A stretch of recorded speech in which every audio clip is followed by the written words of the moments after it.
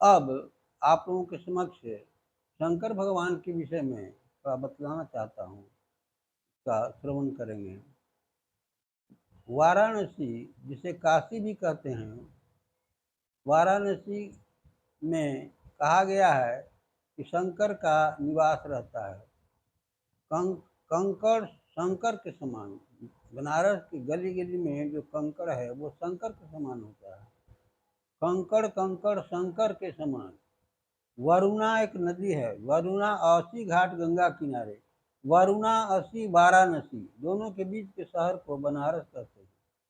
तो शंकर के त्रिशूल कहा जाता है कि बनारस या काशी शंकर के त्रिशूल पर बसा हुआ है।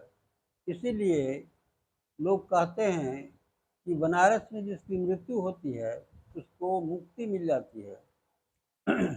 तो शंकर के संबंध में एक और बात यह है कि कोई किसी की मृत्यु हो गई थी, तो मृत्यु होने के बाद लोग उसके पीछे जो रहते हैं वो राम नाम बोलते जाते हैं, राम नाम सत्य है।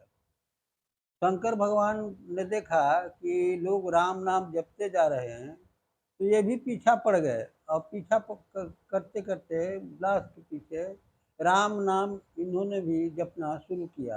राम नाम सत्य है ये भी बोलना शुरू किए।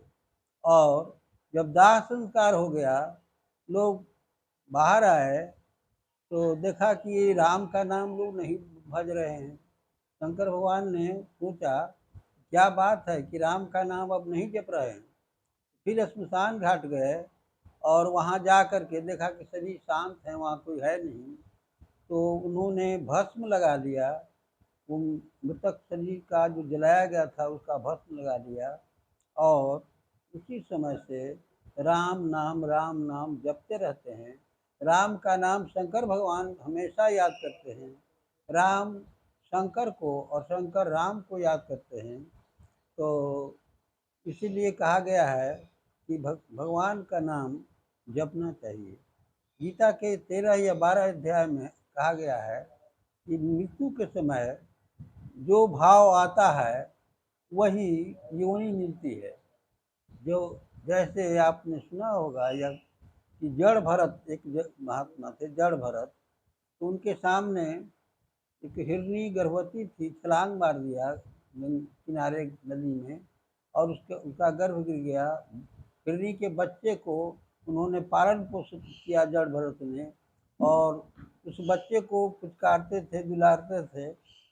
जब मृत्यु निकट आई तो मृत्यु के समय भी वो बच्चे को स्मरण किया उन्होंने, तो हिरनी के बच्चे को, तो हिरनी के बच्चे को स्मरण करने से ही वो उनकी योनि पशु हिरण योनि में वो जन्म लिए। तो इसीलिए कहा गया है कि हमेशा राम का नाम स्मरण करना चाहिए।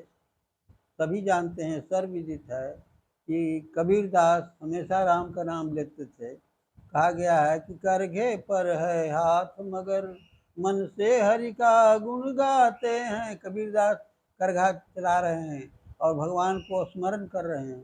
तो हम लोगों को भी चाहिए कि अपने नित्य कर्म करते रहें और भगवान का स्मरण करते रहें। इतना ही कहकर मैं अपनी वाणी को विराम देता हूँ। श्रोताओं को नमस्कार।